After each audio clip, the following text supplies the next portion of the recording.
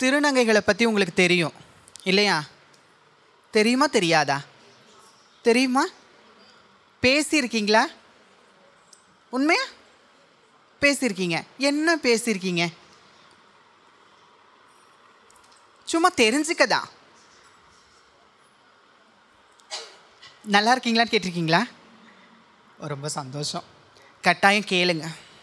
ஏன்னா இந்த உலகத்தில் அன்புக்காக ஏங்குகிற ஒரு உயிர் இருக்கும் அப்படின்னா நிச்சயமாக திருநங்கைகள் தான். அன்புக்காக பெற்றவங்களால, கூட பிறந்தவங்களால, எல்லாத்தினாலையும் புறக்கணிக்கப்பட்டு இன்றைக்கி சமுதாயத்தில் கைவிடப்பட்ட ஒரு சந்ததினா திருநங்கைகள் தான். ஸோ அவங்கள பார்க்கும்போது நிச்சயமாக விசாரிங்க. உங்களுடைய தனிப்பட்ட ஜெபங்களில் நிச்சயமாக அவர்களை நினைத்து கொள்ளுங்க. புரியுதா? நிச்சயமாக நினச்சிக்கோங்க. வேதத்தில் திருநங்கைகளை பற்றி சொல்லப்பட்டிருக்கு. அது தெரியுமா? முன்னாடி ஏதோ ஒரு பேர் இருந்துச்சு, நம்பர், தவறான ஒரு பேர், கேவலமாக போகிறாங்கன்னு சொல்லி முன்னாடி விட்டுட்டு பின்னாடி பேசுகிற ஒரு பேர் இருந்துச்சு. ஆனால் வேதத்தில் அருமையான ஒரு நல்ல பெயரை கர்த்தர் கொடுத்திருக்கிறார். ஆமென். எடுத்து வாசிங்க.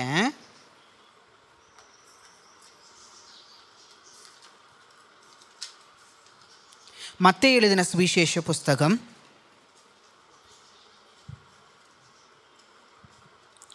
19வது அதிகாரம் 12வது வசனம். தாயின் வயிற்றிலிருந்து அன்னகர்களாய் பிறந்தவர்களும் உண்டு, மனுஷர்களால் அன்னகர்களாக்கப்பட்டவர்களும் உண்டு, பரலோக ராஜ்யத்தின் நிமித்தம் தங்களை அன்னகர்களாக்கி கொண்டவர்களும் உண்டு. இதை ஏற்றுக்கொள்ள வல்லவன் ஏற்றுக்கொள்ள கடவன் என்றார். ஆமென், ஆமென். இதில் அழகா அன்னகர்களை குறித்ததான ஒரு வசனம். உங்களுக்கு ஒரு வேலை, நீங்கள் வேதத்தை பலமுறை நீங்கள் வாசிச்சிருக்கலாம். பலமுறை இந்த வேதத்தை அன்னகர்களை குறித்ததான பெயர்களை நீங்கள் வாசிச்சிருக்கலாம். நிச்சயமாக அது திருநங்கைகளை குறித்ததான ஒரு ஆண்டவர் சொல்லப்பட்ட ஒரு வார்த்தை. பாருங்கள், எத்தனையோ பேர் எவ்வளோ கேவலமாக எப்படியெல்லாம் கூப்பிட்ட ஒரு சந்ததிக்கு ஆண்டவர் ஒரு அழகான பெயர் வைத்திருக்கிறார். இன்றைக்கும் அதெல்லாம் மாறி இன்றைக்கி கவர்மெண்ட்டில் அழகாக திருநங்கைகள் அப்படின்னு சொல்லி அழகாக கூப்பிடுறாங்க. இல்லை, முதல்ல எப்படியோ இருந்துச்சு, ஆனால் அதையெல்லாம் கர்த்தர் மாற்றிருக்கிறார். ஆமென். கர்த்தரால் முடியாதது எதுவுமே இல்லைங்க. வாழ்க்கையில் எல்லாமே கர்த்தர் மட்டும் கூட இருந்தால் வாழ்க்கை மாறும். ஆமென். கட்டாயம் மாறுங்க. ஏன் நான் சொல்கிறேன் அப்படின்னா, வாழ்க்கையில் இதே காங்கயம் பகுதிகளில் கடைக்கடையாக கைத்தட்டி காசு வாங்கி என்னுடைய பிழைப்பை நடத்தினேன். ஆனால் கர்த்தர் என்னோட வாழ்க்கையில் வந்ததுக்கப்புறம் கர்த்தர் ராஜாத்தியாய் மாற்றிருக்கிறார். ஆமென். இதே காங்கயம், வெள்ளக்கோவில், தாராபுரம், பல்லடம், திருப்பூர் இந்த பகுதிகளெலாம் அநேக இடங்களுக்கு போய் கடைக்கடையாக காசு வாங்கி என்னுடைய ஜீவனை நடத்தின நாட்கள் உண்டு. ஆனால் இன்றைக்கு கர்த்தரை மட்டும் சார்ந்து வாழும்போது அவனை கர்த்தர் புது சிருஷ்டியாக மாற்றுகிறவர். ஒன்றுமே இல்லாதவனை கூட ஆண்டவர் ராஜாவாக ஏற்படுத்த முடியுங்க. கடைக்கடையாக காசு வாங்கி யாசகம் கேட்டு நான் வாழ்ந்த நாட்களில் கர்த்தர் என்னோட வாழ்க்கையில் வந்ததுனால இன்னைக்கு உங்களுக்கு முன்பதாக நான் சாட்சியாக நிற்கிறேன். ஹல்லேலூயா. அருமையான இந்த சபையை நடத்தி கொண்டிருக்கிற அருமையான பாஸ்டர் ஐயா அவர்களுடைய குடும்பங்களுக்கு நன்றிதலும் வாழ்த்துதலும், உங்கள் அனைவருக்கும் இயேசு கிறிஸ்துவின் அன்பின் வாழ்த்துதல். இங்கே கொண்டு வந்து என்னை நிறுத்தியிருக்கிற என் தேவாதி தேவனை நான் முதலாவது நான் ஸ்தோத்திரிக்கிறேன். ஹல்லேலூயா, ஹல்லேலூயா. இன்னைக்கு பார்க்குற இந்த சிஸ்டர் எத்தனையோ பேர் ஏற்றுக்கொள்ளாமல் இருந்த நாட்களும் உண்டு. எத்தனையோ சபைகளில் ஏற்றுக்கொள்ளவே இல்லை. நான் ரட்சிக்கப்பட்ட சபையில் என்னுடைய குணாதிசயத்தை தெரிஞ்ச உடனே, உனக்கு பிசாசு பிடிச்சிருக்குது, என்ன பண்ணாதீங்க, நீங்கள் இந்த சபைக்கு வராதீங்க அப்படின்னு சொல்லிட்டு, நீங்கள் எல்லாம் கர்த்தருக்கு அருவருப்பான ஜனம் அப்படின்னு சொல்லி போங்க வெளியேன்னுட்டாங்க. இதே பக்கத்தில் இருக்கிற வெள்ளக்கோவில் பகுதியில் ஒரு சபையில் ரட்சிக்கப்பட்ட உடனே, என்னை ரட்சிக்கப்பட்டது ஒரு பிரதர் கூட்டிகிட்டு போய் அங்கே விட்டார். உடனே அவங்க சொல்லிட்டாங்க, நீங்கள் என்ன பண்ணாதீங்க, என் சபைக்கெலாம் வரக்கூடாது அப்படின்ட்டாங்க. ஆனாலும் கூட கர்த்தர் கூட நாம் இருந்தோன்னா, கர்த்தர் நம்மளோடு வாசம் பண்ணி நம்மளோடு இருந்தார் அப்படின்னா கர்த்தர் சாட்சியாய் நிறுத்த முடியுங்க. இதே பகுதியில், எந்த பகுதியில், எந்த இடத்துல நான் தாழ்ந்து போனேனோ அதே இடத்துல தான் கர்த்தர் உயர்த்துகிறவோ. ஆமென். அதே பகுதியில் கர்த்தர் உயர்த்தி கொண்டிருக்கிறார். ஒவ்வொரு நாளும், ஒவ்வொரு வாரமும், ஒவ்வொரு மாசமும் ஏதாகிலும் ஒரு சபையில் கொண்டு போய் தேவனுடைய வார்த்தையை கொடுக்கும்படியா தேவன் வைத்திருக்கிறாரே. எவ்வளோ நல்லவா. ஆமென். எவ்வளோ நல்லவருங்க நம்மளுடைய தேவன், எவ்வளோ நல்லவா. ஆமென். வாழ்க்கையில் எல்லாரும் வெறுத்தரலாம், எல்லாரும் விட்டுட்டு போயிடலாம். ஆனால் கர்த்தர் வெறுப்பதே இல்லைங்க. அவரை தேடி வருகிறவர்களை அவர் புறமே தள்ளுவதில்லை. அவர் தள்ளாத தெய்வம். திக்கற்றவர்களாய் விடேன் என்று சொன்னார். இந்த உலகத்தில் யாருமே திக்கற்றவர்களாய் நான் விட மாட்டேன். ஏன்னா அவர் அவ்வளோ நேசிக்கிறார். எல்லாத்தையுமே அவ்வளோ நேசிக்கிறவர். நம்மளை எல்லாம் அவ்வளோ நேசித்ததுனால தான் இன்னைக்கு அவரை தொழுது கொள்ளும்படியாக நம்ம கூடி வந்திருக்கிறோம். ஆமென். ஆமென். நாம தேடினோமா? இல்லை. உண்மையாலுமே நாம இயேசுவை தேடினோமா? இல்லை. ஆனால் இயேசு நம்மளை தேடி வந்தாருங்க. ஏன் தெரியுமா? அவர் நம்மளை உருவாக்கினார். அவருடைய ஜீவ சுவாசத்தையே நம்மளுக்கு தந்திருக்கிறார். அதனால தான் அவர் நம்மளை தேடி வந்து தன்னுடைய ஜீவனையே கொடுத்தார் நம்மளுக்காக. எவ்வளோ நல்ல தெய்வம் இல்லை? ஆமென். ஆமென். ரொம்ப நல்ல தெய்வங்க. இயேசுவை போல ஒரு தெய்வம் இந்த உலகத்தில் இல்லைங்க, இல்லை. இந்தியாவில் 15 லட்சம் திருநங்கைகளுக்கு மேலே இருக்குன்னு ஒரு கருத்து கணிப்பு சொல்லுது. அந்த கூட்டத்தில் இருந்து கர்த்தர் எவ்வளவாய் பாதுகாத்தார். உங்கள் கண்களுக்கு முன்பதாக ஒரு ஆச்சரியமான காரியத்தை கர்த்தர் செய்திருக்கிறாரே. ஹல்லேலூயா. எனக்கு செய்த தெய்வம் உங்களுக்கு செய்வாருங்க. ஆமென். அவர் எல்லாருக்கும் தகப்பன் தான். எங்களுக்கு மட்டும் தகப்பனா? இல்லை, உங்களுக்கும் தான். உங்களையும் தான் அளவுக்கு அதிகமாக நேசிக்கிறார். ஆமென். கர்த்தரோடு சார்ந்து வாழும்போது அவர் செய்கிற காரியம் அதிசயமாக தான் இருக்கும்.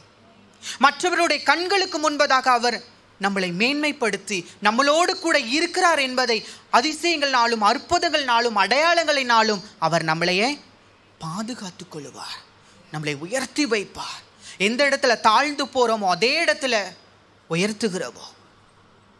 இந்த இடத்துல ஒரு பிரச்சனை, கஷ்டம் நம்ம வீட்டில் அப்படின்னா பக்கத்து ஊரில் போய் ஆண்டவர் உயர்த்துகிறது அல்ல, அதே இடத்துல, அதே வீட்டில் அந்த பிரச்சனையிலிருந்து மீண்டு வந்து எப்படி முடிந்தது, எப்படி இது நடந்தது என்று சொல்லி பிரமிக்கத்தக்கதான அதிசயங்களை செய்கிறவர் நம்ம ஆண்டவர். ஆமென். என்னோட வாழ்க்கையில் நான் பிறந்து 1 வருஷத்துலேயே அம்மா இறந்துட்டாங்க. 1 வருஷத்துலேயே அம்மா இறந்துட்டாங்க. என்னை வளர்த்தது எங்கள் அம்மாவுடைய அம்மா தான். படிக்க படிக்க வளர வளர என்னோடு இருக்கக்கூடிய குணாதிசயங்கள் ஆனாதான் இருக்கிறேன். எனக்குள்ள இருக்கிற அந்த பெண் உணர்வுகள் வளர ஆரம்பிக்கிறது. இதை போய் நான் எங்கள் வீட்டில் எங்கள் பாட்டிக்கிட்ட சொன்ன உடனே எங்கள் பாட்டி சொன்னாங்க, கவலைப்படாத, வளர வளர சரியாயிடும்னு. வளர வளர சரியாகலை. பிரச்சனை தொடர்ந்துக்கிட்டே தான் இருந்துச்சு. பிரச்சனை வந்துக்கிட்டே தான் இருந்துச்சு. தெருவில் நடக்கும் போது பார்க்குற அந்த பார்வை, பையனாக இருக்கேன், ஒரு பையன் பொம்பளை மாதிரி நடந்தால் எப்படி இருக்கும்? பார்க்குறவங்களோட கண்களுக்கு முன்னாடி எப்படி இருக்கும் யோசிச்சு பாருங்க. அப்படிதான் இருந்துச்சு என் வாழ்க்கை. தெருவில் நடக்கும்போது ஏண்டா இந்த பிறவியை எடுத்தோன்னு இருக்கும். எதுக்காக பிறந்தோம், எதுக்காக வாழ்கிறோம்? அவங்க பேச வேண்டாம், திட்ட வேண்டாம், அவங்க கேவலமாக எதுவும் சொல்ல வேண்டாம். வீட்டை விட்டு இறங்கி தெருவில் நடக்கும்போது அவங்க பார்க்குற அந்த பார்வை நாம் மறைகிற வரைக்கும் பார்ப்பாங்க பாருங்க, அந்த பார்வையே நம்மளை கொன்னுடும். அந்த பார்வையே நம்மளுக்கு 1000 காரணத்தை சொல்லும், 1000 வேதனைகளை கொண்டு வருங்க. இவ்வளோ வேதனை. பள்ளிக்கூடத்தில் படிக்க முடியலங்க. வாத்தியார்கிட்ட போய் சொன்னா அவர் சொல்றாரு, நீ முதல்ல சரியாயிரு, குற்றப்படுத்துறாரு. என்னுடைய மனநிலை யார் என்னால் புரிஞ்சுக்க முடியும்? ஆனா இருக்கிறேன், ஆனா நான் பேசுறது பெண்ணாக பேசுறேன். நடக்கும் போது பொம்பளை போல, ஒரு பெண்ணை போல, ஒரு நளினத்தோடு நடக்க ஆரம்பிக்கிறேன், நடந்து போறேன். இதை எல்லாரும் கேவலப்படுத்துறாங்க. ஏன் இந்த வாழ்க்கை? நான் ஒரு சமுதாயத்தில் பிறந்ததுனால அந்த சமுதாயத்தின் வரைமுறைகளின்படி நான் வளர்க்கப்பட்டேன். ஏன் இந்த வாழ்க்கை? ஏன் இந்த உணர்வுகளை எனக்கு கொடுத்தீங்க? யார் எங்க தேட முடியும்? என் வாழ்க்கையில யார் பதில் சொல்ல முடியும்? யாருக்கிட்ட போய் நான் இதை கேட்பேன்?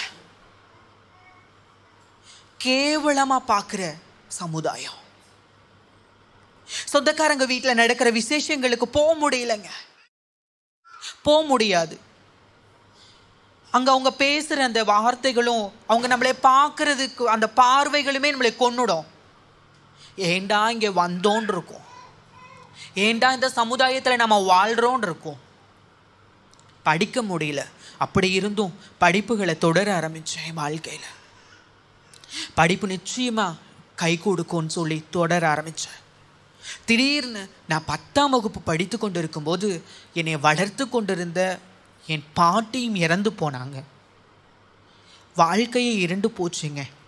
15 வருஷம் நம்மளை வளர்க்குறவங்க, எல்லா இக்கட்டுலேயுமே நம்மளை பாதுகாத்து நம்மளை வழி நடத்துகிறவங்க, அவங்க இல்லைன்னா எப்படி இருக்கும் யோசிச்சு பாருங்க. திடீர்னு ஒருத்தங்க நம்மளை பராமரிச்சுட்டு, நம்மளுக்கு தேவையானதெல்லாம் வாங்கி கொடுத்துட்டு, நம்மளை தேவையானதெல்லாம் நம்மளுக்கு உதவி செய்கிற, நம்ம மனசு உடைஞ்சு போகிற நேரத்தில் நீ இப்படி இருக்காத இப்படி இருன்னு சொல்லி கொடுக்குறவங்க நம்ம வாழ்க்கையில் இல்லைன்னா எப்படி இருக்கும்? அப்படி ஆயிடுச்சு என்னோட வாழ்க்கை. அவங்க திடீர்னு மறிச்சு போன உடனே இந்த உலகம் எனக்கு ரொம்ப கஷ்டமாயிடுச்சு. உலகமே இருண்டு போன மாதிரி ஆயிடுச்சு. அடுத்த வேளை சாப்பிட்டியான்னு கேட்கறதுக்கு ஆள் இல்லை. என்னுடைய குணாதிசயத்தை பார்த்து என்னுடைய சொந்தக்காரங்க யாருமே என்னை தேடி வராத ஒரு சூழ்நிலை. எந்த ஒரு சொந்தக்காரங்க வீட்டுக்குமே நான் எந்த விசேஷத்துக்குமே போக முடியல. கேவலப்படுத்துகிற இந்த சமுதாயத்தில் நம்மளை பார்த்து கொண்டு இருக்கிற, நம்மளை பார்க்குற, நம்மளை வளர்த்து தாயும் இல்லாமல் போன ஒரு கொடுமை.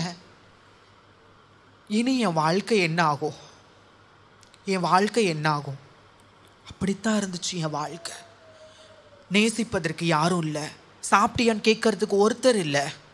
பாட்டி இறந்த உடனே 1 மாதம் கழிச்சு எங்கள் மாமாவும் அத்தையும் வந்து நாங்கள் இருந்த வீட்டை நீ வெளியே வான்னு கூப்பிட்டாங்க. நான் வெளியே போனேன். நான் ரோட்டுக்கு வந்த உடனே அந்த வீட்டை லாக் பண்ணும்போது அவ்வளோ வலி இருந்துச்சு.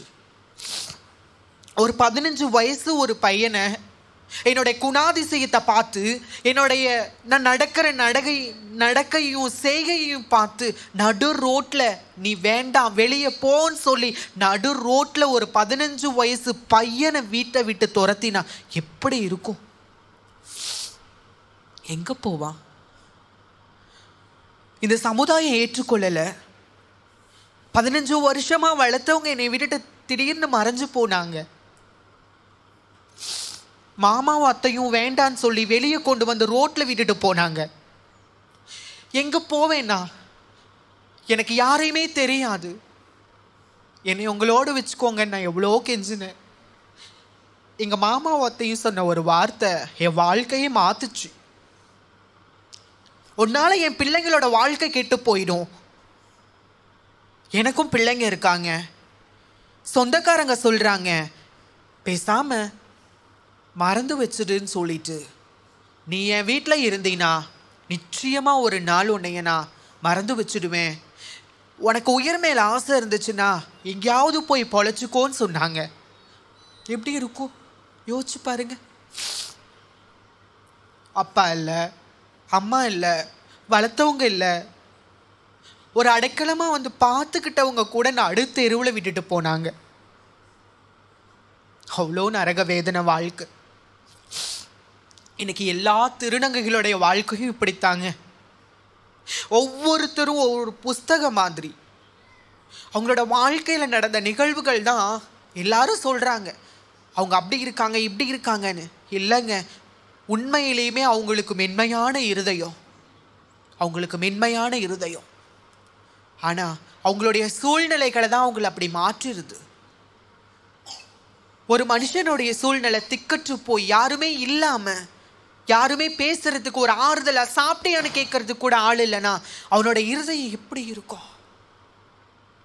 நடு ரோட்டில் விட்டுட்டு போனாங்க நைட்டு 12:30 மணிக்கு. எங்கள் அப்பா எங்கே இருக்காருன்னு தெரியும். எங்கள் அப்பா தேடி போனேன். காலையில் போனேன். எங்கள் அப்பா டீ கடையில் டீ குடிச்சிட்டு இருந்திருப்பார் போல். நான் கவனிக்கல. அந்த கடையை தாண்டி போனோடனே எங்கள் அப்பா பார்த்துட்டு வந்து சொன்னார், நில்லுன்னாரு. திரும்பி பார்த்தா எங்கள் அப்பா. ஏன்னா அவரோடு நான் அதிகமாக பேசினதில்லை. அவர் தான் எங்கள் அப்பான்னு தெரியும். நான் அதிகமாக பேசினதில்லை. எங்கள் பாட்டியோடு தான் இருந்தேன். எங்கள் அப்பாட்ட சொன்னேன் எல்லாத்தையும். என் வாழ்க்கை இப்படி ஆயிடுச்சு, ஏதாவது உங்களால் முடிஞ்சால் எனக்கு உதவி பண்ணுங்க. எங்கேயாவது ஒரு ஹாஸ்டலில் கொண்டு போய் என்னை சேர்த்து விடுங்க, நான் படிக்கணும்னு கேட்டேன். எங்கள் அப்பா சொன்ன ஒரு வார்த்தை, இங்கெல்லாம் நீ வரக்கூடாது போன்னு சொல்லி நடு ரோட்டோடையே அனுப்பி விட்டுட்டாரு. ஒரு பெத்த தகப்பன் நடு ரோட்டில் நிறுத்தி, நீ என் வீட்டுக்கு வராத, எனக்கும் பிள்ளைங்க இருக்காங்க, நீ என் வீட்டுக்கு வராத, வேண்டாம் நீ போன்னு சொல்லி நடு ரோட்டோடையே அனுப்பி விட்டுட்டாரு. வீட்டுக்கு கூட கூட்டிட்டு போகலங்க. அவ்வளோ கஷ்டமான ஒரு சூழ்நிலை. திக்கற்று போன ஒரு அனாதையான ஒரு கொடுமையான ஒரு வாழ்க்கை. வேற ஒருத்தங்க சொல்லி, நீ கவலைப்படாத, நான் ஒரு கம்பெனியில் கொண்டுட்டு போய் விடுறேன்னு சொல்லி என்னை கூட்டிட்டு வந்து ஒரு கம்பெனியில் சேர்த்து விட்டுட்டு போனாங்க. 3 வருஷங்க. நான் ஊரை விட்டு வந்து 3 வருஷம் எங்க அப்பா தேடி வரல, எங்க மாமா அத்தை தேடி வரல, யாருமே தேடி வரல. நான் உயிரோட இருக்கேனா, நான் செத்தேனா, நான் என்ன பண்ணிட்டு இருக்கேன்னு கூட யாருக்குமே தோணல. என்னை தேடி வரல. ஏன்னா நான் ஆணா இருந்து பெண்ணான ஒரு சுபாவத்தில் இருக்கிறதுனால, ஒரு பொண்ணை போல பேசுறதுனால, ஒரு பொண்ணை போல ஒரு நளினத்தோடு இருக்கிறதுனால நடக்கிற மிக கொடுமையான ஒரு நிகழ்வு என் வாழ்க்கையே மாத்துச்சு. 3 வருஷம் சாப்பிட்டியான்னு கேட்கறதுக்கு கூட ஆள் இல்லை. அனாதையா இருந்தேன். இனி இந்த உலகம் வேண்டாம், இனி இந்த உலகம் வேண்டாம், வேண்டாம். என்னை நேசிப்பதற்கு யாரும் இல்லை, என்னை பாதுகாக்க யாரும் இல்லை. ஒருவேளை கம்பெனியில் எல்லாத்துக்கும் யாருக்காவது உடம்பு சரியில்லைன்னா அவங்க வீட்டுக்கு போய் சுகமானதுக்கு அப்புறம் திரும்பி வராங்க. ஆனா நான் யார் வீட்டுக்கு போக முடியும்? அனாதையா நிற்கிறேனே. ஒருவேளை நான் இன்னைக்கு மறிச்சு போனா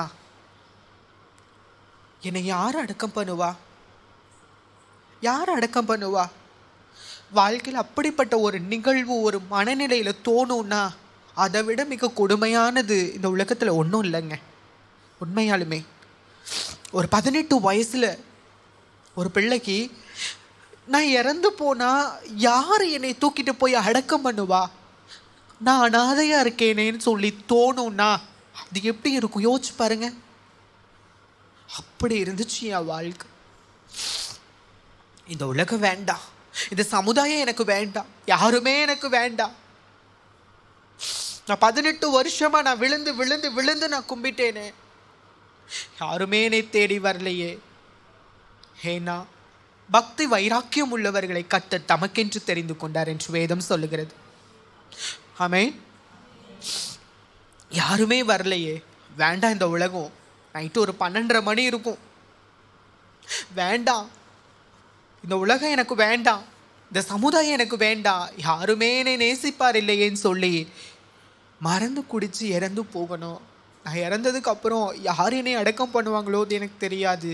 ஆனால் இந்த உலகத்தில் நான் மறிச்சு போனால் மட்டும்தான் என் மனசில் இருக்கிற எல்லா வேதனைகளும் மறைஞ்சு போகும்னு சொல்லி பாய்சனை திறந்து வச்சுட்டு உட்காந்து அழுதுட்டு இருந்தேன்.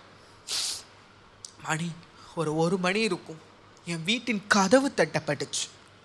கதவு தட்டின உடனே திறந்து பார்த்த உடனே என் கூட வேலை செய்கிற ஒரு அண்ணா, நல்லா இருக்கீங்களான்னு கேட்டார். எனக்கு வித்தியாசமாக இருந்துச்சுங்க. 3 வருஷம் என்னை யாருமே கேட்கல. அவ்வளோ நரக வேதனையாக இருந்துச்சு. 3 வருஷம் நீ நல்லா இருக்கியா, சாப்பிட்டியா, உனக்கு ஏதாவது வேணுமா, நீ நல்லா தூங்குறியா, நீ என்ன பண்ணிட்டுருக்கிற, ஏதாவது மனசை விட்டு என்கிட்ட சொல்லேன் அப்படின்னு சொல்லி ஷேர் பண்ணுறதுக்கு கூட, மனசை விட்டு பேசுறதுக்கு கூட ஒரு நபர் இல்லாமல் அனாதையாக இருந்தேன்.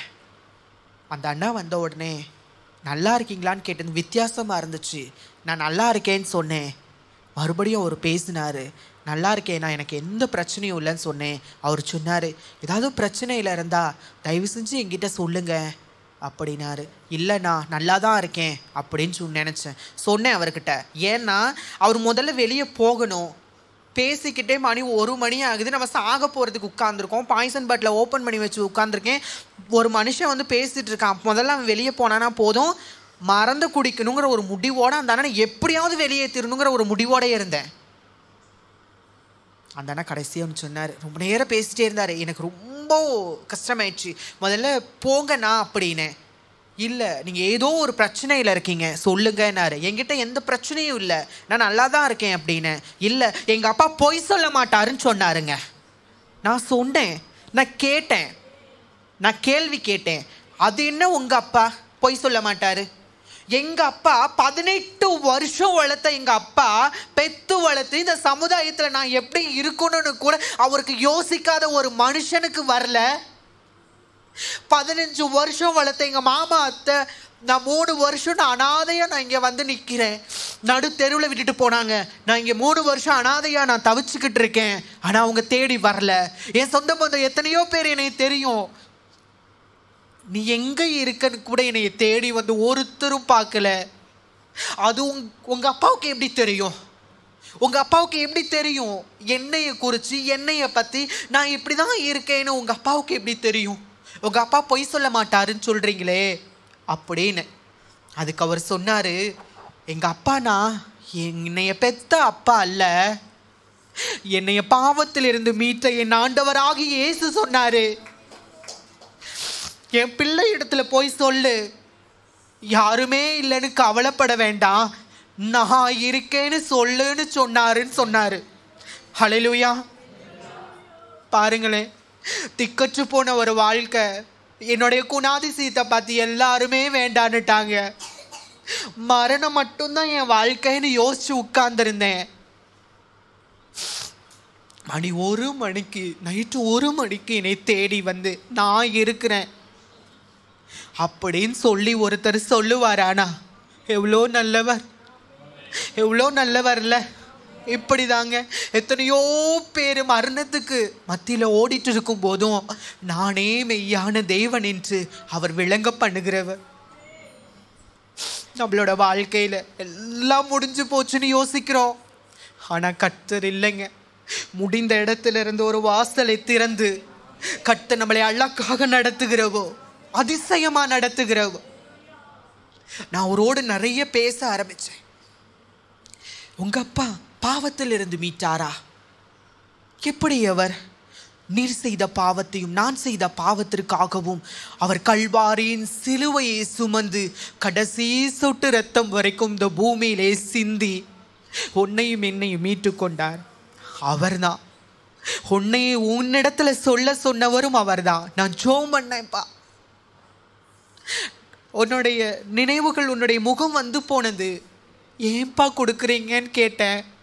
ஏசப்பா சொன்னாரு, என் பிள்ளை மரணத்துக்கு எதுவா இருக்கும்போது நீ போய் நான் இருக்கேன்னு சொல்லு அப்படின்னு சொன்னாருன்னு சொல்லி அவர் சொன்னார்.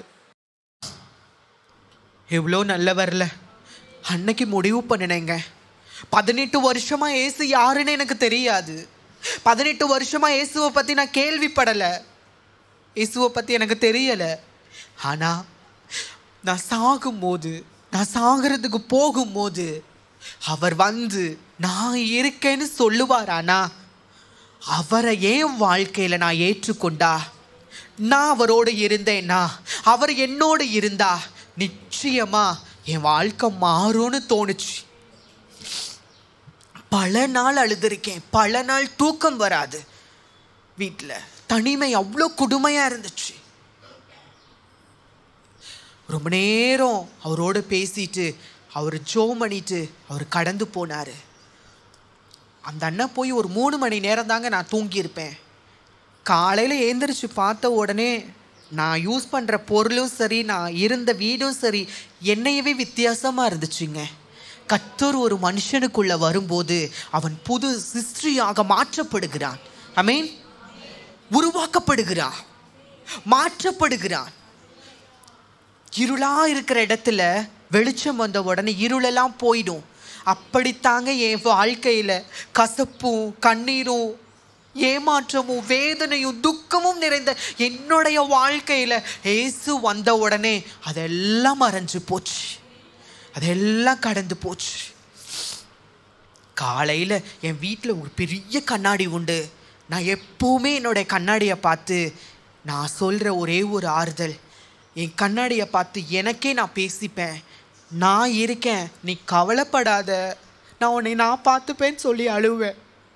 அவ்வளோ ஒரு வேதனையாக இருக்கும் மனசு. அந்த கண்ணாடி கிட்ட பார்த்த உடனே எனக்கு தோணுச்சு, கவலைப்படாத, இயேசு இருக்கிறாரு, அந்த ஏசப்பா உன்னை விட மாட்டாரு, நான் சாக உன்னை விடலைல்ல, உன்னை காப்பாற்றினார்ல, நிச்சயமாக அந்த ஏசப்பா உனக்கு இருப்பார், நீ கவலைப்படாதன்னு நான் கண்ணாடியை பார்த்து சொன்னேன். வாழ்க்கை ஒரு வித்தியாசமாக மாறுச்சுங்க. வாழ்க்கை வித்தியாசமாக மாறுச்சு.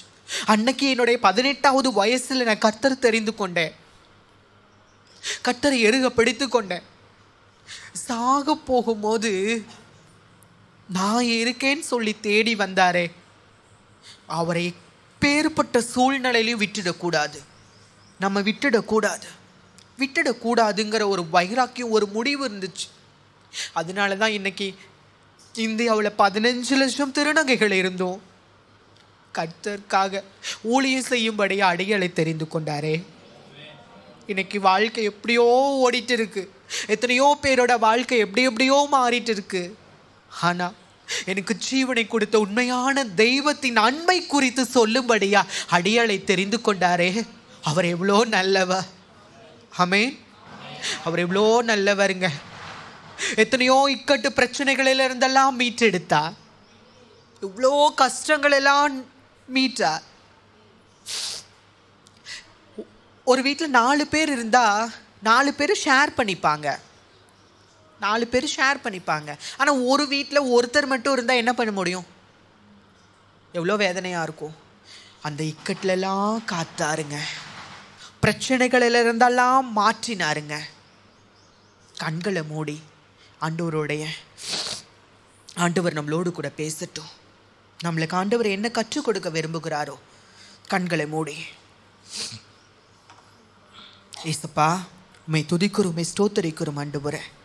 அன்பின் இரக்கமுள்ள ஐஸ்வர்யவானே, உம்மை துதிக்கிறோம் ஆண்டவரே. கிருபைகள் நிறைந்தவரே, உம்மை துதிக்கிறோம்ப்பா ஆண்டவரே. உமது சமூகத்தில் நாங்கள் வந்திருக்கிறோம் சுவாமி. கர்த்தாவே, வந்தவர்கள் வந்த வண்ணமாய் திரும்பி போகாதபடிக்கு நீர் என்ன அவர்களோடு கூட பேச விரும்புகிறீரோ கர்த்தாவே, கற்றுக்கொள்ள ஆண்டவரே நாங்கள் கற்றுக்கொள்ள வந்திருக்கிறோம் சுவாமி. நீர் எங்களோட வாழ்க்கையிலே நீர் கற்றுக்கொடும் ஆண்டவர், நீர் எங்களுக்கு சொல்லிக் கொடு சுவாமி. எல்லாவற்றையும் அடியேளை ஆண்டவரே மறைத்து நீர் வெளிப்படுவீராக கர்த்தாவே. ஆண்டவரே, அடியல் சிறுக நீர் பெருக வேண்டுமாய் நான் ஜெபிக்கிறேன் சுவாமி. தேவன் முழுவதுமாய் நீர் நடத்தும் ஆண்டவர். பெரிய காரியம், அற்புதம், அதிசயங்களை நீர் செய்வீராக. இயேசு கிறிஸ்துவின் மூலம் நாங்கள் ஜெபிக்கிறோம் எங்கள் ஜீவனுள்ள நல்ல தகப்பனே, ஆமென். நீங்கள் திருப்பிக் கொள்ளுங்கள். மத்தேயு எழுதின சுவிசேஷ புஸ்தகம் 19வது அதிகாரம்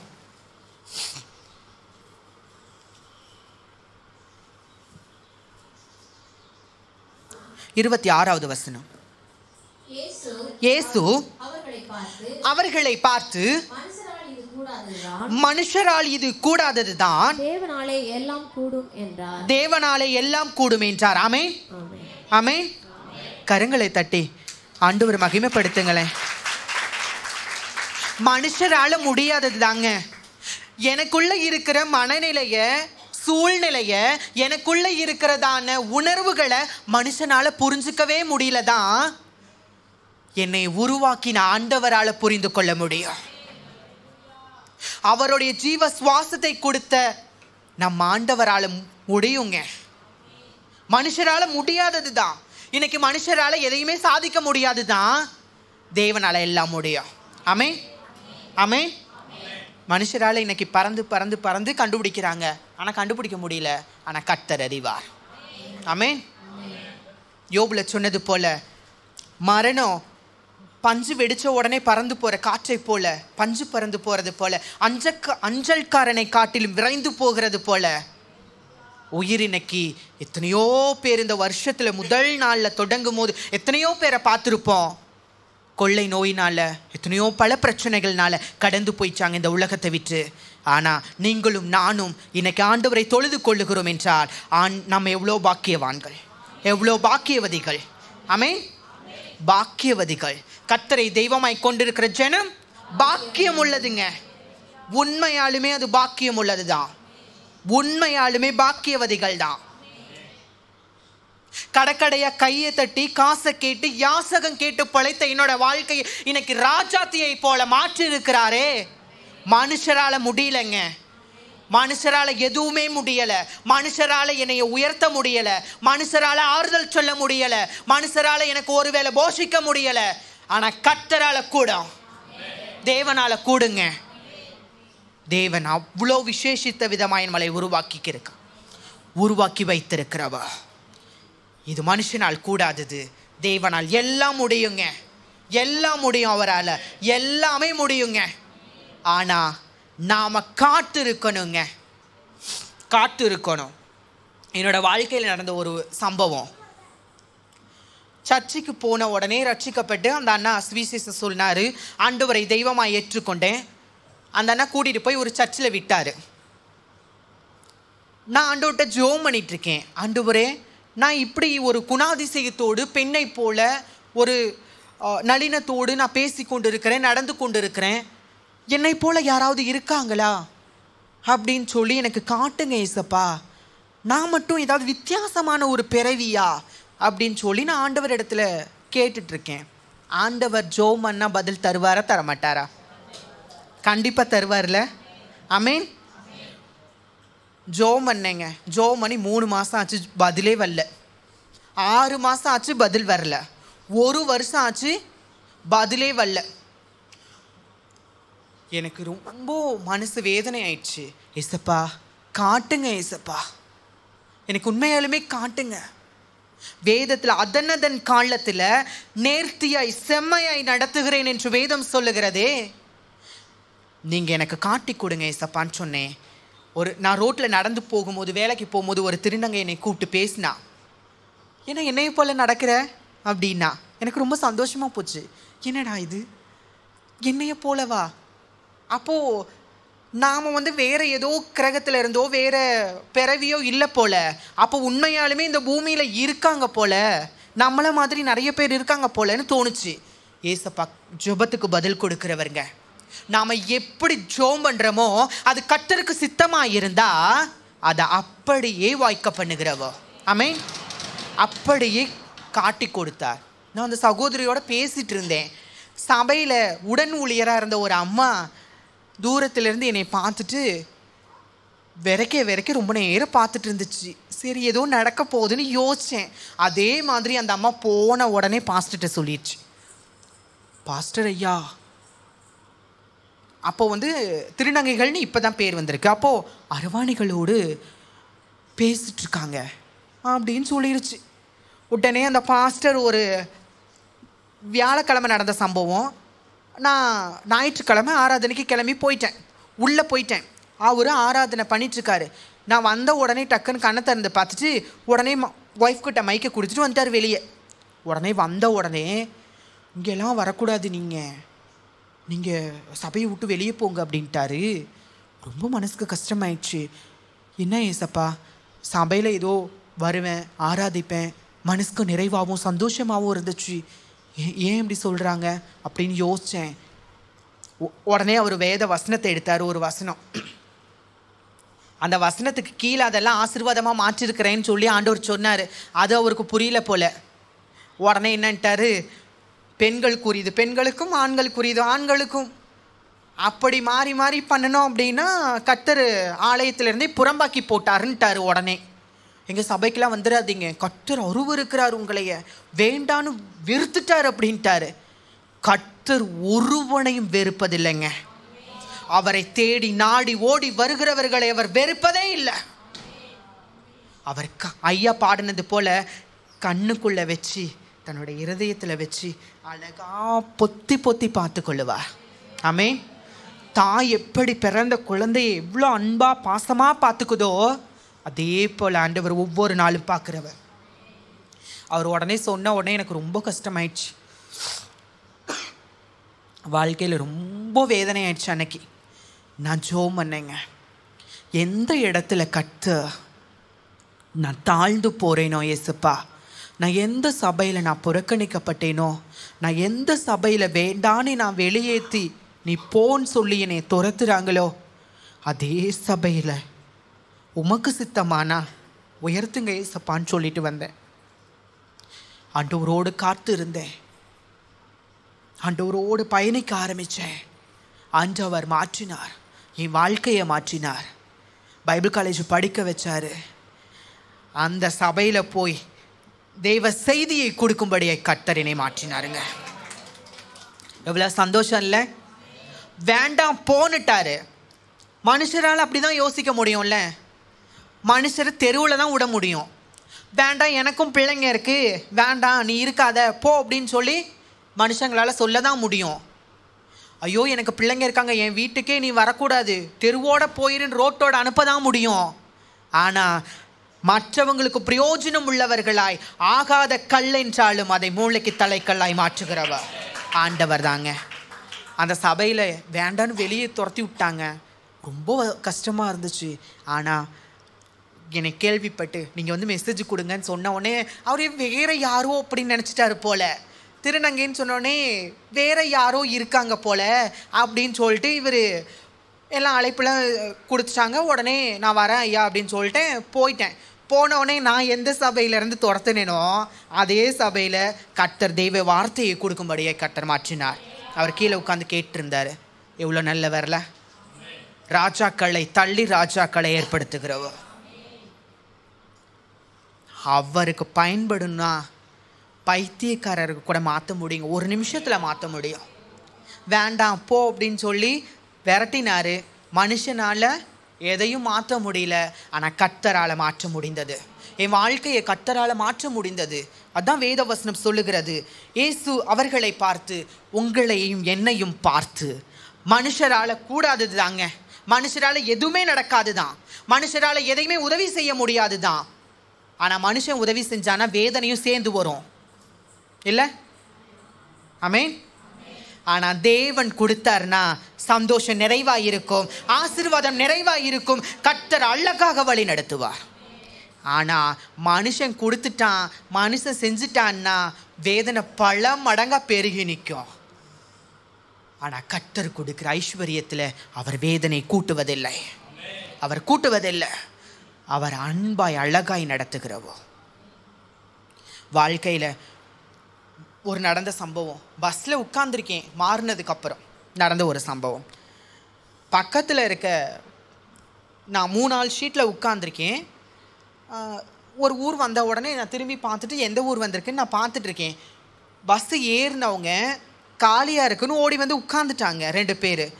திடீர்னு நான் இந்த பக்கம் திரும்பி பார்த்த உடனே யார் பக்கத்தில் உட்காந்துருக்காங்கன்னு பார்த்தேம்மா, அவ்வளோதான். திரும்பி பார்த்த உடனே அந்த அம்மா என்னையும் பார்த்துட்டு இந்த அம்மாவையும் பார்த்துட்டு சடவுனா எந்திரிச்சு போய் வெளியே நின்றுடுச்சு. அவ்வளோ ஒரு அருவருக்கிற ஜனமா அப்படின்னு யோசிச்சு பார்த்தேன். இந்த அருவருக்கிற ஜனத்தையும் கர்த்தர் எவ்வளவாய் நேசித்தார். எனக்காக நீ ஜீவனை தந்தீரே டாடி, எனக்காகவும் ஒரு இரத்தத்தை தந்தீங்களேப்பா, என்னைய சாவின் விளிம்பிலிருந்து காட்டீரேப்பா. மனுஷங்களால் எதுவுமே முடியாதுதான்ப்பா, ஆனால் உம்மால முடியும்ப்பா, உம்மால முடியும், உம்மால மாற்ற முடியும். மாற்றிருக்கிறாருங்க.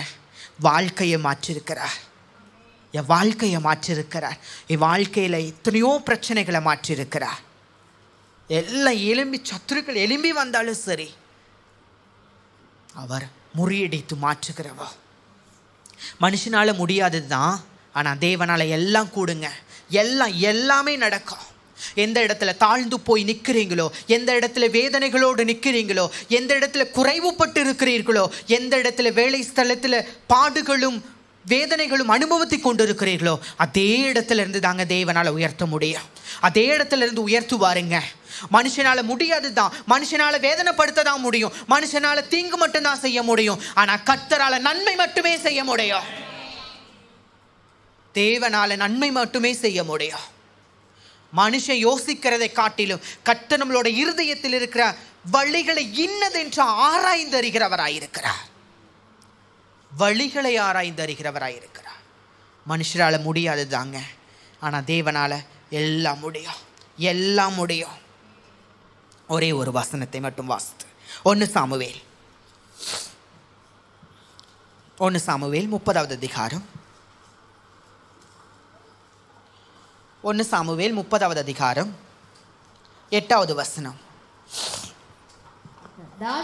தாவீது கர்த்தரை நோக்கி நான் அந்த தண்டை பின்தொடர வேண்டுமா அதை பிடிப்பேனா என்று கேட்டான். அதற்கு அவர் அதை பின்தொடர், அதை நீ பிடித்து சகலத்தையும் திருப்பிக் கொள்வாய் என்றார். ஆமென். சகலத்தையும் திருப்பிக் கொள்வாய். ஆண்டவர் சொல்லுகிற வார்த்தை, நீங்கள் சகலத்தையும் எதெல்லாம் இழந்து போனீங்களோ, தாவீது கிட்ட இருந்த பிள்ளைகளும் சரி மனைவிகள் எல்லாம் பொக்கிஷங்கள் எல்லாம் பிடிச்சிட்டு போயிட்டாங்க. கேட்குற அன்பா ஆண்டவர்கிட்ட, ஆண்டவரே நான் பின்தொடரவா, நான் தொடர்ந்து போகவா, நான் பின்தொடர்ந்து போனா அதை நான் திருப்பி கூட்டிட்டு வருவேனா, மீட்டு கொண்டு வருவேனா அப்படின்னு அவர் கேட்குறாரு. ஆண்டவர் சொன்னார், நீர் போ, பின்தொடர்ந்து போ, நீ சகலத்தையும் திருப்பிக் கொள்வாய். ஆமென். இன்னைக்கும் நீங்க அப்படிதாங்க. இன்னைக்கும் சகலத்தையும் எது இழந்தாலும் சரி, எது நம்மளை விட்டு போனாலும் சரி, யார் நம்மளை விட்டு போனாலும் சரி, யார் நம்மளை வெறுத்தாலும் சரி, நம்மளை மறந்தே போனாலும் சரி, யாரும் பேசலனாலும் சரிங்க, ஆண்டவரை பின்தொடர்வதை நீங்கள் விட்டு விடாதீர்கள். கர்த்தர் நித்திய ராஜ்யத்தில் நம்மளை கொண்டு போய் சேர்க்கிறதற்கு வல்லமை உள்ளவராயிருக்கிறார். நாம் சகலத்தையும் நாம் திருப்பிக் கொள்ள முடியும். வாழ்கிற இந்த பூமியிலே சகல சௌபாக்கியத்தோடு வாழ முடியும். என்றென்றும் நித்தியத்திலே நாம் சௌபாக்கியத்தோடு வாழ முடியுங்க. ஆண்டவரை ஆராதித்து கொண்டே வாழ முடியும் நித்தியத்தில். அதற்கு ஆண்டவரை பின்தொடர வேண்டும். ஆமென். ஆமென். பின்தொடர வேண்டும். ஆண்டவரை விட்டு விடாதீர்கள். நீங்கள் ஆண்டவரை பின்தொடர்வதை ஒரு நாள் விட்டுடாதீங்க. வேதம் வாசிப்பை ஒரு நாளும் நிறுத்தாதீங்க. ஆண்டவர் சமூகத்தில் அன்பாய் போய், அப்பா உன் பிள்ளை நான் வந்திருக்கேன்ப்பா, பாருங்கப்பா, நீங்க பேசலன்னா நான் இந்த இடத்த விட்டு போக மாட்டேன்னு சொல்லி ஒவ்வொரு நாளும் காத்துருங்க. யாருக்கோ காத்திருக்கோம்ல, சொந்தக்காரங்க வராங்கன்னு சொன்ன அடுத்த நிமிஷம் வீட்டில் சாப்பாடெல்லாம் செஞ்சு நீட்டாக சிக்கன் மட்டன் எல்லா ஐட்டமும் செஞ்சு வீட்டில் காத்திருக்கோம்ல. சாதாரண மனுஷங்களுக்காக காத்திருக்கிறோமே. நம்மளை ஜீவனில் மீட்டவர், நம்மளை நோயிலிருந்து பாதுகாத்தவர், இக்கட்டிலிருந்து எல்லாவற்றிலிருந்து விடுதலை கொடுத்தவர், நம்மளை அவர் இரத்தத்தையே கொடுத்து மீட்டாரே, அவருக்காக அவர் பேசணுங்கிறதுக்காக, அவருடைய சத்தத்தை காது கொடுத்து கேட்பதற்காக நாம் காத்திருக்கணுங்க. காத்திருந்தீங்கன்னா அவர் ஒவ்வொரு நாளும் இந்த வேத வசனத்தோடு நீங்கள் பின்தொடர்வீங்கனானா 15 லட்சம் திருநங்கைகளுக்கு முன்னாடி உங்க கண்களுக்கு முன்னாடி ஒரு ஆச்சரியமான காரியத்தை கர்த்தர் உருவாக்கினாரே, உங்களோட வாழ்க்கையிலும் அப்படியே ஒரு ஆச்சரியம் நடக்கும். நிச்சயமா அவர் நன்மை செய்கிறவராய் எல்லா பக்கமும் சுற்றி திரிந்தார்.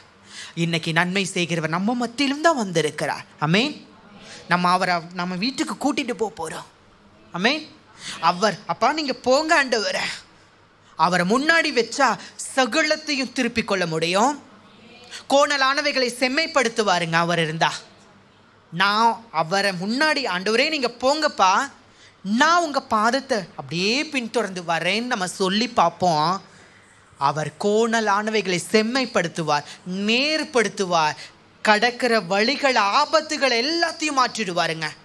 என் பிள்ளை ஆபத்து இல்லாமல் கடந்து வரணும்னு நினைக்கிறவ அப்பா. இந்த உலகத்தில் சில பேர் சொத்து கொடுத்தா பிள்ளைங்களை பார்த்தா தான் இன்னைக்கெல்லாம் என்ன பண்ணுறாங்க, நல்லவ என் பிள்ளை போல யாரும் இல்லை அப்படிங்கிறாங்க. ஆனால் நாம் ஏதாவது ஏசப்பாவுக்கு தந்திருக்கோமா? யோசிச்சு பாருங்க. நாம் ஏதாவது தந்திருக்கோமா? ஏதாவது ஏசப்பாவுக்கு செஞ்சுருக்கோமா? அவருக்கு ஒன்றே ஒன்று தாங்க. நம்ம வாழ்கிற நாட்களில் நம்ம கூட தெரிஞ்ச சொந்தக்காரங்களும் சரி, தெரியாத நபர்களாக இருந்தாலும் சரி, அவர்களுக்கு ஆண்டவருடைய அன்பை பற்றி தான் சொல்லணுங்க. அவர் ஆத்துமாக்களை தான் ஆண்டவர் நம்ம கொள்ளை பொருளாய் கொண்டு போக முடியும். ஆமென், ஆமென். அதுதான் நம்ம செய்யக்கூடிய காரியங்க. அதை மட்டும் செஞ்சால் போதும். கர்த்தர் நம்மளை உயர்த்துகிறது வித்தியாசமாக இருக்கும். மற்றவங்களுக்காக ஜெபம் பண்ணுங்கிற பழக்கம் உண்டா உங்கள் இடத்துல? ஆமென், சந்தோஷம். யோபினுடைய சரித்திர வரலாறை படிக்கும்போது என்ன இவர் ஆண்டவரை குறை சொல்லிக்கிட்டே இருக்கிறாருன்னு யோசித்தேன். அப்புறம் வாசிக்க தியானிக்க அவர் மற்றவங்களுக்காக ஜெபம் பண்ணாருங்க. தன்னுடைய நிலைமையில் எவ்வளோ வேதனை இருந்துச்சு, 3 விதமான நோய்கள் இருந்தது என்று வேதத்தை ஆராய்ச்சி செய்கிற ஆராய்ச்சி வல்லுநர்கள் சொல்கிறாங்க. 3 விதமான வியாதிகள் இருந்தும் அவர் மற்றவங்களுக்காக தான் மன்றாடினார், தனக்காக மன்றாடலை. அதனால தான் சகலத்தையும் அவர் திருப்பி கொண்டார், சகலத்தையும் அவர் பெற்றுக்கொண்டார். கொஞ்சமாக இல்லைங்க, 2 எத்தனையா 5000 ஆடு மாடு போச்சா, அவர் 10,000 ஆடு மாடுகளை கர்த்தர் கொடுத்தார். அவரை பின்தொடர்வோமானால் நாம் இழந்த சகலத்தையும் திருப்பிக் கொள்ள முடியுங்க. சகலத்தையும் திருப்பிக் கொள்ள முடியும். மனுஷனால் இது முடியாதது தான். மனுஷனால் துன்பத்தை மட்டும்தான் நம்ம வாழ்க்கையில் இறக்க முடியும். துன்பம் மட்டும்தான் செய்ய முடியும். கெடுதல் மட்டும்தான் மனுஷன் செய்ய முடியும். உங்களுக்கு ஒன்று தெரியுமா? இந்த உலகத்தில் 3 நாளைக்கு மேலே உண்மையாலுமே யார் மேலே பாசம் வைக்க முடியாது. உண்மையாலுமே 3 நாளைக்கு மேலே ஒருத்தங்க மேலே முழுமையான அன்போ பாசத்தையும் வைக்கவே முடியாது. அவங்க ஒரு சின்ன ஒரு முகசுளிப்பு வந்துட்டுமே, ஓ மேலேயா பாசம் வச்சேன்னு தோணும் மனசு. கட்டாயம் நம்ம எவ்வளோ தப்பு பண்ணுறோம், எவ்வளோ பாவம் பண்ணுறோம். சில வேலைகளில் வேண்டாம் ஏசப்பா நீ, எல்லா உலகமே திட்டுது என்னைய அப்படின்லாம் யோசிக்கிறோம். வேண்டான்னு ஓடி போயிடணும்னு யோசிக்கிறோம். வேண்டாம்ப்பா இந்த பாடு போதும் என்னை எடுத்துக்கொள்ளுங்கன்னு யோசிக்கிறோம். ஆனால் நம்மளை என்னைக்காவது ஒரு நாள் அவர் அன்பு வைக்கிறதுல குறை வச்சிருக்காரா, அன்பு வச்சிருக்கிறதுல மறைச்சிருக்காரா, மறந்து போயிருக்காரா? அவர் மறந்து போனா நீங்களும் நானும் இன்னைக்கு ஜீவனோடு இருக்க முடியாதுங்க. அவருடைய அன்பு பெருசு, அவருடைய அன்பு அவ்வளோ பெருசுங்க. அவ்வளோ அன்பாய் நம்மளை வழி நடத்துகிறது. இவ்வளோ வேதனைகளுக்கு மத்தியிலும் கஷ்டங்களுக்கு மத்தியிலையும் கூட மனுஷனால முடியாத காரியத்தை கர்த்தரால முடியுங்க. கர்த்தரை மட்டும் நம்ம பின்தொடர்வோமானா சகலத்தையும் நம்ம திருப்பிக் கொள்ள முடியும். சகலத்தையும் திருப்பிக் கொள்ள முடியும். என்னோட வாழ்க்கையில் நடந்த சம்பவம், கர்த்தர் எவ்வளவா என்னை ஆசீர்வதித்திருக்கிறார். கர்த்தர் மாத்திரம் இல்லை அப்படின்னா 18 வயசுல இந்த உலகத்தை விட்டே ஓடி இருப்பேன். நான் இருந்த இடம் தெரியாமல் போயிருக்கோம். கர்த்தர் தேடி வந்த அன்பை கொடுத்ததுனால இன்னைக்கு பல பேருக்கு பிரயோஜனப்படும்படியா கர்த்தர் மாற்றி இருக்கிறாருங்க. ஒன்னே ஒரு சம்பவத்தை சொல்லிட்டு நான் ஜெபம் பண்ணுவோம். வெள்ளை போலம் அப்படிங்கிற ஒரு இதை பைபிளில் இருக்குல்ல, என்னைக்காவது யோசிச்சு பார்த்துருக்கீங்களா? அது என்னன்னு யோசிச்சிருக்கீங்களா? ஆண்டவர் பிறந்த நற்செய்தியை சாஸ்திரிகள், அதாவது இருந்த ஆட்கள்லாம் வெள்ளை போலும் தூப வர்க்கம் இதெல்லாம் கொண்டு வந்து கொடுத்தாங்க அப்படின்னு சொல்லி பைபிளில் இருக்குது. ஒரு சின்ன விஷயந்தான். வெள்ளை போலம் அப்படிங்கிறது ஒரு செடி, அதாவது மரமும் இல்லை ஒரு செடியும் இல்லை, ஒரு நார்மலான ஸ்டேஜான ஒரு செடின்னு வச்சுக்கலாம். அந்த செடி பக்கத்தில் யாரு போனாலும் நாருமா, கடுமையான பேட் ஸ்மெல். அந்த செடி பக்கத்தில் போகவே முடியாது. அந்த செடி அந்த ஏரியாவில் இருக்குன்னா அந்த ஏரியாவில் இருக்கவே முடியாதான், ஆட்கள் இருக்கவே முடியாதான். ஆனால் அது ஒரு சீசனில் ஒரு குறிப்பிட்ட நாளுக்கு அப்புறம் அந்த செடி அதனுடைய கிளைகள்லேருந்து வெடித்து பிசின் வரும் பாருங்க. அந்த வேப்ப மரத்தில், இந்த முருங்கை மரத்தில்லாம் அந்த மாதிரி அந்த வெள்ளை போலங்கிற செடியில் வரக்கூடிய அந்த பிசின் தான் அத்தனை நாற்றம் பிடிச்ச துர்நாற்றம் வீசக்கூடிய ஒரு செடி.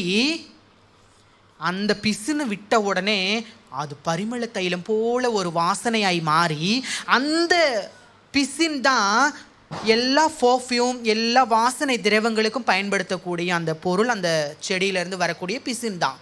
பாருங்களேன். அதனால தான் சாஸ்திரிகள் அன்னைக்கு இந்த உலகத்தில் பாவப்பட்ட ஜனங்கள் எல்லாம் நிறைய இருக்காங்க ஏசப்பா, ஆனால் அவங்களெல்லாம் ஒரு நாள் செடியை போல வெள்ளை போலத்தை போல நீங்கள் ஒரு நாள் மாற்ற முடியும். அவங்க வாழ்க்கையை பிரகாசமாக்க முடியும். நாறிக்கொண்டிருந்த வாழ்க்கையை விசேஷமுள்ள பரிமள தைலம் போல வாசனையை, சுகந்த வாசனையை மாற்ற முடியும் என்பதற்காகத்தாங்க அந்த அவர் பிறந்த நாளில் சாஸ்திரிகள் கொண்டு வந்து வெள்ளை போலத்தை வைத்தார்கள். எவ்வளோ நல்லவர்ல. நாற்றம் பிடிச்ச செடி தான். பல மாதங்களாக அதை யாருமே போய் தேடி போக மாட்டாங்க, ஏன்னா அது ஸ்மெல் அடிக்கும். நாமளும் அப்படி தானே. பல நாள் நம்ம கூட யாருமே பேசாமல் இருந்திருப்பாங்க, பல நாள் நம்மளை வெறுத்திருப்பாங்க, பல நாள் இந்த உலகத்தை விட்டு நம்ம போயிடணுங்கிற ஒரு யோசனை கூட உங்களுக்கு வந்திருக்கலாம். கவலைப்படாதீங்க. வெள்ளை போலத்தை போல, யாருமே கண்டு கொள்ளாத அந்த செடியை போல ஒரு நாள் நம் ஆண்டவர் வந்து நம்மளை தேடி வந்தாரே. இன்னைக்கு சுகந்த வாசனையாய் மற்றவர்களுக்கு பிரயோஜனம் உள்ளவர்களாய் மாற்றிருக்கிறாருங்க. ஆமென். உங்களுக்கு தெரியுதோ இல்லையோ, நிச்சயம் நீங்கள் யோசிச்சு பாருங்க. யாருக்காவது நான் ஏசப்பா என் வாழ்க்கையில் வந்ததுக்கப்புறம் மற்றவர்களுக்கு நான் எப்படியாவது பிரயோஜனமாக இருந்தேனா, யாருக்காவது உபயோகமாக இருந்திருக்கிறேன்னு யோசிச்சு பாருங்க. அன்னைக்கு புரியும் ஆண்டவரோடைய அன்பு. அன்னைக்கு புரியுங்க அவர் வழி நடத்துதல். அப்போ புரியுங்க நம்மளை இவ்வளவா அன்பு வச்சிருக்கீங்கப்பா, இவ்வளவா அன்பு வச்சிருக்கீங்கன்னு சொல்லி அன்னைக்கு புரியும்.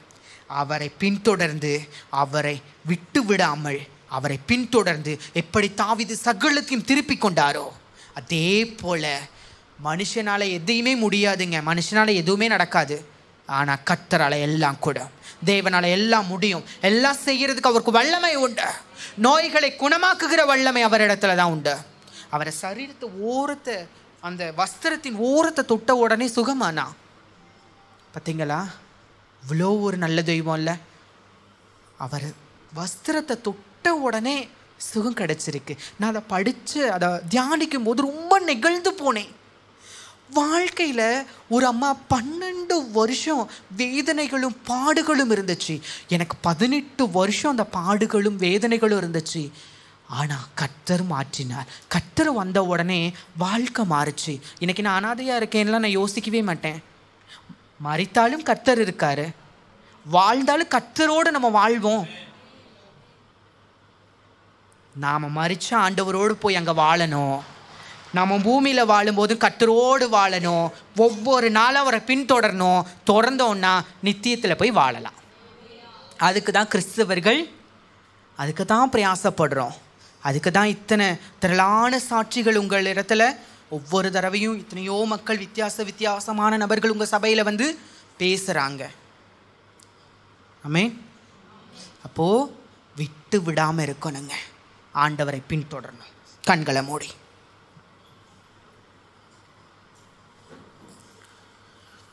ஏசப்பா, உம்மை துதிக்கிறோம், ஸ்தோத்திரிக்கிறோம், உம்மை போற்றுகிறோம், உம்மை வாழ்த்துகிறோம். அப்பா ஏசப்பா, உம்மை துதிக்கிறோம் சுவாமி.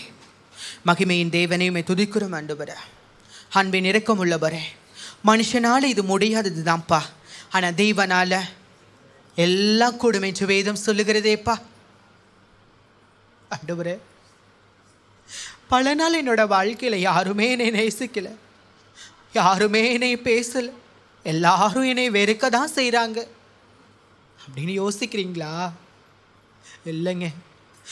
நம்மளை அளவுக்கு அதிகமாக அவங்கள காட்டிலும் பல மடங்கு நம்மளுக்கு நம்ம மேலே பாசம் வைக்கிற தெய்வம் இயேசு ஒருவர் உண்டுங்க. அவரை ஒவ்வொரு நாளும் நீங்கள் பின்தொடருங்க. ஒவ்வொரு நாளும் அவரை தேடுங்க. ஒவ்வொரு நாளும் அவருடைய வேதத்தை வாசிங்க. அவர் வாசிக்க அவர் பேசுகிறது வித்தியாசமாக இருக்கும். அவர் நம்மளை வழிநடத்துகிறது வித்தியாசமாக இருக்கும். நாம் அவரை பின்தொடர்ந்து போனோம்னா, அவர் விட்டுடாம பிடிச்சுக்கிட்டோம்னா வாழ்க்கையில் சகலத்தையும் திருப்பிக் கொள்ள முடியுங்க. ஆனால் மனுஷன் சகலத்தையும் தர மாட்டான். ஆனால் இயேசுவால் சகலத்தையும் தர முடியும். ஆரோக்கியம் தர முடியும், அமைதியான வாழ்க்கையை தர முடியும். திக்கற்றவர்களாய் நான் உங்களிடத்துல வருவேன்னு சொன்னவோ, இந்த உலகத்தில் திக்கற்றவர்கள் எல்லாம் நேசிக்கிறவர் அவர் தாங்க. துரத்துண்டவர்கள் எல்லாம் அவர் தான் நேசிக்கிறார். புறக்கணிக்கப்படுகிற மக்கள் எல்லாம் அவர் நேசிக்கிறவர். அதனால தாங்க நாம நம்மளுடைய வாழ்க்கையில ஏதோ ஒரு சூழ்நிலை ஒரு மனுஷன் நம்மளை புறக்கணித்தான். அவன் புறக்கணித்ததுனால தான் கர்த்தர் நம்மளை தேடி வந்தாரு. இவ்வளோ நல்ல தெய்வம் இல்லை, எவ்வளோ நல்ல ஏசப்பாவை துதிக்கிறோமே, ஸ்தோத்திரிக்கிறோமே, போற்றுகிறோம் சுவாமி. இந்த நல்ல வேலையிலும் கூட கர்த்தாவே நீர் எங்களோடு கூட இருந்து நீர் எங்களுக்கு கற்றுக் கொடுத்தீர் சுவாமி. மனுஷனால கூடாதது தான், ஆனால் கர்த்தரால எல்லாம் கூடும் என்று வேதம் சொல்லுகிறது. மனிதனை பிடிச்ச ஒன்றும் கிடைக்காது, ஆனால் கர்த்தரை பின்தொடர்ந்து போனா நான் சகலத்தையும் திருப்பிக் கொள்ள முடியும் என்று வேதம் சொல்லுகிறது. எங்களை கற்றுக் கொடுத்தீர் ஐயா, கற்றுக் கொடுத்தீர் சுவாமி, கற்றுக் கொடுத்தீர். எங்களை நீர் உருவாக்கும். எங்களோட வாழ்க்கையில் எதெல்லாம் குறைவுபட்டு இருக்கிறதோ கர்த்தாவை பின்தொடர்கிற பிள்ளைகளை அப்படியே அவர்களுடைய ஐஸ்வர்யத்தை நீர் கொடுப்பீராக.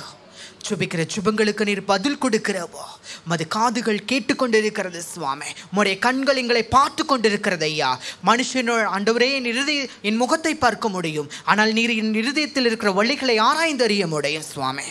கர்த்தாவே எல்லா பிள்ளைகளுக்கும் எல்லாவற்றையும் ஆசீர்வாதத்தை நீர் தருவீராக.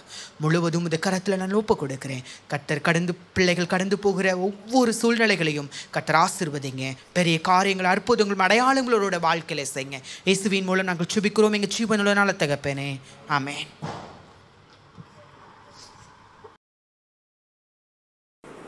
செய்தியை கேட்ட மெய்யாலுமே நீங்கள் ஆசீர்வதிக்கப்பட்டிருப்பீர்கள். நீங்களும் உங்களுடைய சபைகளிலே அருமையான சகோதரியை உங்களுடைய கன்வென்ஷன் கூட்டங்கள், சுவிசேஷ கூட்டங்கள், ஆராதனைகள் இவைகளுக்கு நீங்கள் செல்ஃபோனில் நாங்கள் இதில் லிங்கில் ஃபோன் நம்பரில் நாங்கள் தொடர்பை நீங்கள் பயன்படுத்தி அவர்களை நீங்கள் உங்கள் கூட்டங்களுக்கு சபையுடைய பக்தி விருத்திக்காக நீங்கள் பயன்படுத்தி கொள்ளலாம். கர்த்தர் தாமே உங்களை ஆசீர்வதிப்பாராக. ஆமென்.